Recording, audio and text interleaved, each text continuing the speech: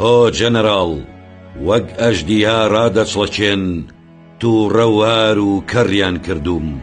هۆ جەنەراڵ، ناو شێوەت قسە و جوڵەت وەک کوردێکی بێماڵ و جێ وردیان کردوم.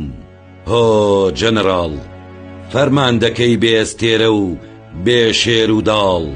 ئێستا کە کورد بەستۆی هەیە، کەس ناتوانێت ترس و شکان یا دۆڕانی بداتە پاڵ. هۆ جەنەراڵ، ڕۆحم بۆ تۆ، چاوم بۆ تۆ، دەتخوا دەی بیپارێزە گەلی کوردی بێماڵ و حاڵ. هۆ جەنەراڵ، پێمان ناڵێی تۆ لەکوێ بووی؟ بۆچی ون بووی ئەی بێویژدان؟ تۆ گەورەتری لە جیڤارا و جەنگیزخان و عومەر موختار. تۆ ئەزانی 40 ملیۆن کورد هاوارەکەن. هۆ جەنەراڵ، ڕۆژی کوردت لە ڕۆژئاوا توندگرتووە. باش بزانە مەزڵومێمە سەردەکەوێت بەسەر تورک و کۆڵۆنیاڵ و سوپای قاجار. هۆ جەنەراڵ، نە باشوور و نە ڕۆژەڵات و نە باکووری خاکی کوردان وا نامێنن ڕۆژێ گەردێت ئازادە بن.